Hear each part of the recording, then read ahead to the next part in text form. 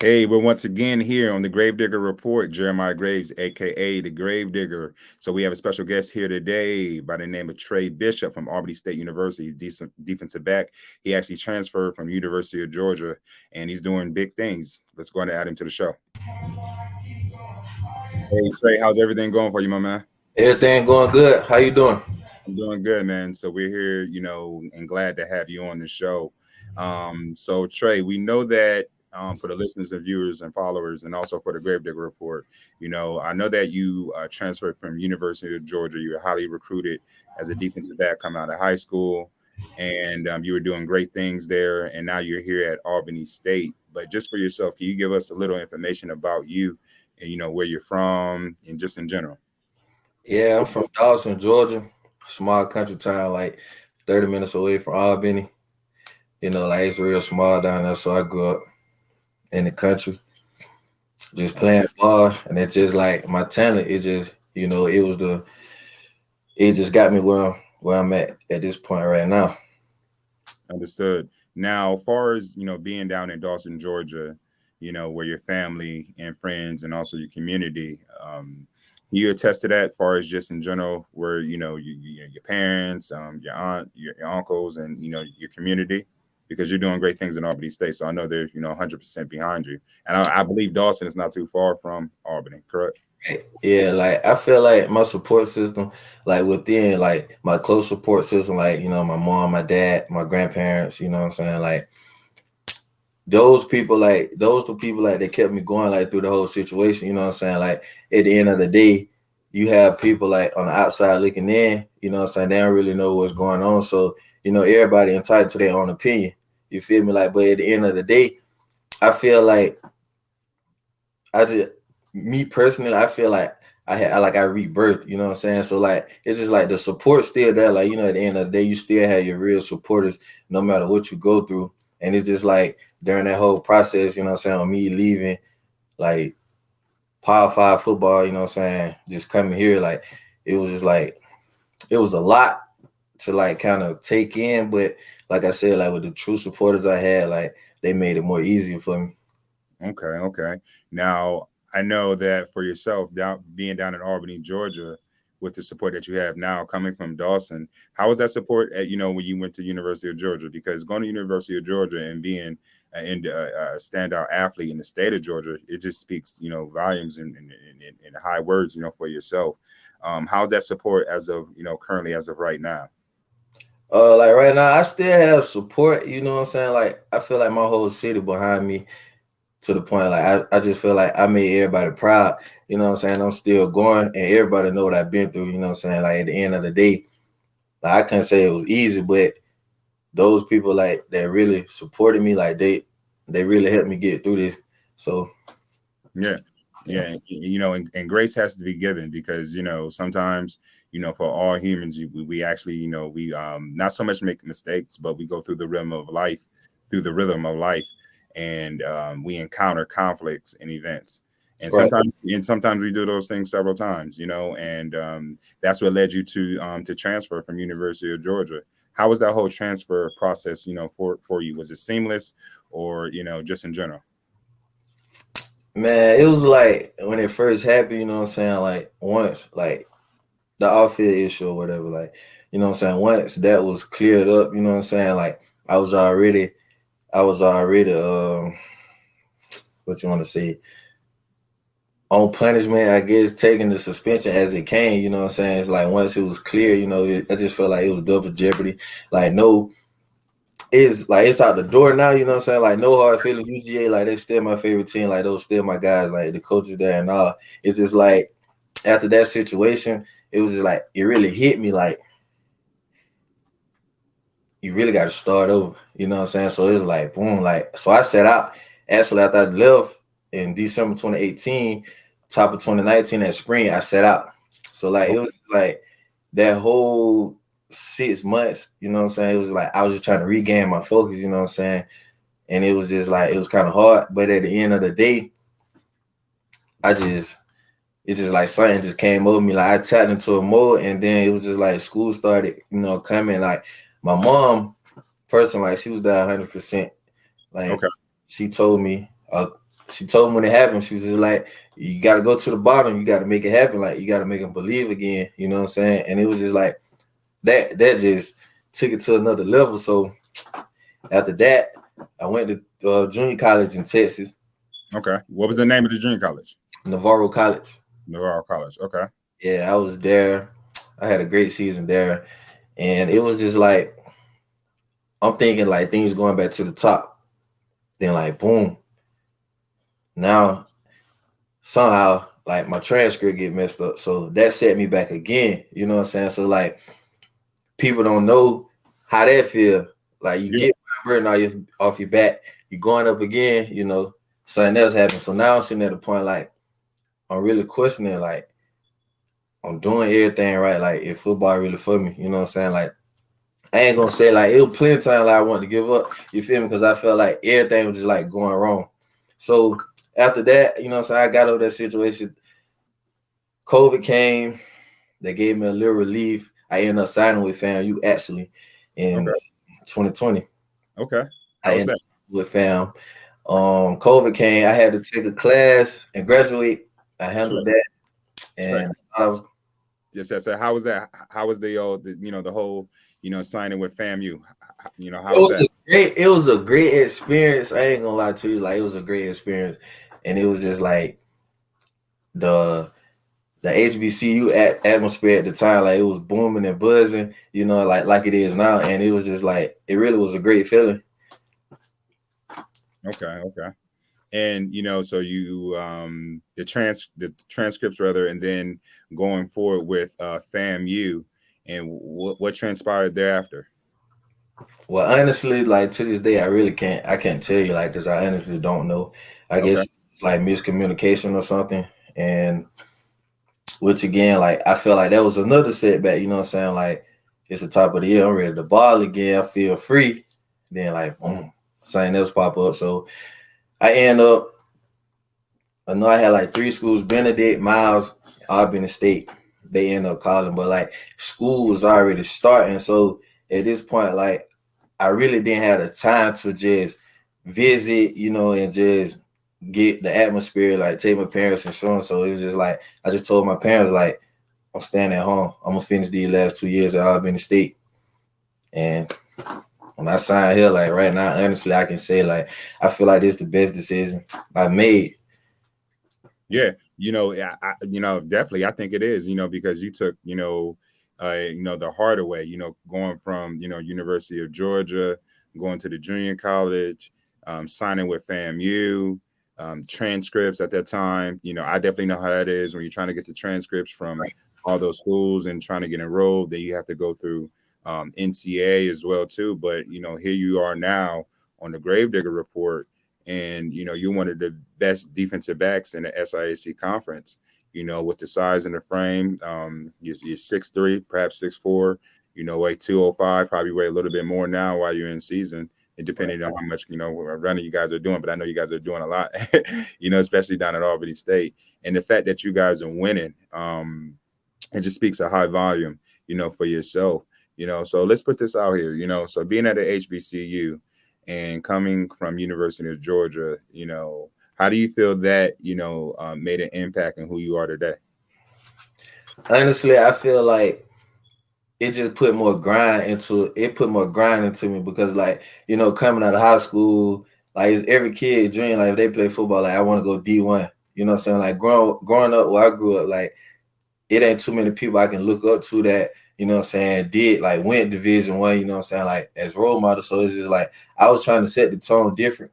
And it was just like once I left, I'm thinking like all the kids that look up to me, like what they gonna say now? You feel me? Like, so, and when they gave me that extra push, like when I kept grinding, like when I got here, like the transition, it was like, I don't really know, like, if football for me, you know what I'm saying? It's just not it, because a lot of people don't know, like when you coming from the top and you going down like a lower division, like it's just like in reality, like the money's not there, so it's really like you getting it out the mud again, basically. Oh, I know. Trust me. Like, you really had to have that grind in you, and that was just my push, you know what I'm saying? Like not letting the people down. Like that's like something I'm big on. Like even though I know at the end of the day, all I did, like I made my people proud, but like at the end of the day, it's people still looking up to me. You know what I'm saying? Like so they just give me that extra push. And once I got here, you got guys, they always want to know about the Division One experience, you know what I'm saying? But Right. at the end of the day, like my guys will tell you, like I used to always tell them, like, bro, that's in the past. Like I'm here with y'all now. Like we going through this together, you know what I'm saying? Regardless of where I come from. So yeah. Exactly. Do you think that the your experience and what you were part of at University of Georgia, UGA, and now they're ranked number one as far as and they're going to be in the playoffs. Do you think your experience overall is the factor reason why the defense is what they are today in the SIAC, along with Mr. Perry as well? Well, see, like okay, within that situation, it's like the with the UGA situation, you know what I'm saying? Like with them being number one, like that's always like when I was there, we was big on that. Like it just as a defense still like 2017, 2018, like we had great seasons there. Right. Like, all the guys that played on that defense, like it was just their leadership role, and it was like everybody was self-motivated. So it's like when I got here and like once I started bonding with the guys, like everybody started connecting on the same page. It was just like smooth, like it reminded me of those days. So like, and it's like now everybody like we're running to the ball, flying to the ball, like that's our mentality. And at the end of the day, we hold each other accountable, and that's the same thing we were doing like at UGA. So the transfer, it was like it was good for me. Right. So far as for what's taking place in 2022, this season of fall, Albany State, is playing lights out football, mainly because one of, you as an athlete, and that playing that defensive back position. Going forward, how do you feel about playing in the conference championship and getting more notoriety, getting more publicity? You're going to be back in the spotlight. You are in the spotlight as of right now, heading into the NFL, 2023 draft. But just being able to have more film and being able to play in the conference championship, how does that feel? See, like right now, so the way we look at it, like as a team, we look at it like we don't try to look too far, like we don't try to talk too far ahead. And this is like, even the guys not with me, but it's just something we live by. So like with that, like speaking on like the NFL and like the other games, like we be trying to take it game by game, you know what I'm saying, at the end of the day. So like right now, it's just like my focus on Fort Valley, like that's a big game. Of course, Yeah, it is. you know what I'm saying? So like we just been grinding as a team, and we just basically on Saturday, we just let the work let the work talk for ourselves, so Understood. So with you going through all the transitions that you have been through, during COVID, how were you able to have, a stellar season that you have as of right now? I know that, social engagement was limited. I know that weight room access was limited. For the listeners and viewers and followers, yeah, let us know a little bit about that based on your work ethic. COVID year. So like when COVID hit, like at first I didn't think it was like real, you know what I'm saying? Like my mom just kept saying like everything getting shut down. I'm like, there's no way everything getting shut down. And like when it really happened, it was like, wow. But just so happened at the time, like I told you, I was self-motivated. So like we had like little weight sets in the back. Like my little brother, 8 years old, like we used to be on the back porch, push-ups, doing curls, you know what I'm saying, running around the block, just trying to keep up that endurance. So I knew like when the world opened up, like it's a lot of people that have been sitting on their behind, like Right. You know what I'm saying, at the end of the day. And it was just like with me, my whole mind frame, I was just like, I know I've been working, like the world don't know, like you feel me? So it was just like when I got the chance, like to come to Albany State and just, get to play in front of these people, like the love just was different. Definitely. So, for yourself, heading into the spring, and you're gonna have pro day workouts, and now that HBCUs definitely have that buzz, and your name is in the mix as far as the NFL 2023 draft. How do you feel about that just individually? Because here's an individual such as yourself that was able to be highly recruited coming out of Dawson, Georgia. Right. Go to University of Georgia, well, play at University of Georgia, standout player as well, all on the internet, and then transfer. And the reason why, I bring that up is because, when scouts come, that's the main thing they ask. Cause, we spoke about, they draft character, Right. and, you were younger then, but the question that I'm asking is that for scouts that are going to be coming to Albany State in 2023, for the NFL draft and to work you out individually. What do you have to say to them, based on your skills, your effort, your character, and just who you are as an overall person on and off the field for investment? It's like right now, me personally, like as a person, I feel like at the end of the day, it's not all about me, you know what I'm saying? Like I'm willing to do whatever it is, like, you know what I'm saying, as far as like whatever the team needs, if you get what I'm saying. And it's just like as far as like the workout coming up in the spring and the coaches, whoever come, you know what I'm saying, work me out. Like I highly appreciate it. And at the end of the day, I'm gonna be ready. You know what I'm saying? My name called. It's just I just got to stay down. Understood. So what do you think they're getting, as a player? What are they getting? Because I want to know. I mean, I see on the field, I definitely know, but I Yeah. want to know just in general based on, your conversation, because your ceiling is high and you're still growing. So, what are the NFL's what is the NFL getting? Me as a player, you feel me? Like at my size, like I feel like it's not too many guys like 6'3", 210 that's running and you know what I'm saying, moving how I move. So I just feel like at the end of the day, I bring that part to the table. As far as like off the field, you can ask the guys like I'm always there for the guys, whether you know what I'm saying, what it is, you know what I'm saying. If I can help, I can help. You know what I'm saying? I'm into helping like, you know what I'm saying, with the community, doing little things like we do community service, you know what I'm saying? I do those at this school or whatever. And yeah, it's just Okay. like, all about I'm like giving back, you know, like I be into that because like at the end of the day, I feel like if it like wasn't for the people, like a lot of people in this world, like you know what I'm saying, I wouldn't have the opportunities that are provided for me. Understood. Now, for yourself, playing at Albany State it is getting it out of the mud, and it showcases that you have that passion. Now going forward, with the Fountain City Classic, like we said, that that's a big game, and it's the last game of the season as well. Right. Are you guys up to the test? Yeah, we up to the test. Like I said, you know what I'm saying, yesterday after we watched film and you know what I'm saying, got to get last game out the way, made the corrections, like we automatically hop onto it. Like this will be a week for us, you know what I'm saying? Just like everybody around us, like we locked in because we know at the end of the day, you know what I'm saying, how big this game is, not just for us as players, but you know what I'm saying, just like for the alumni, like the people that was here before us, you know, like it was way before us. So like we just keeping the tradition going. So yeah, we just this week it just gonna take the whole team. Like everybody got to be on one cylinder. Like we got to be clicking all the way until Saturday, and we'll see how it turn out when the clock hits 0-0.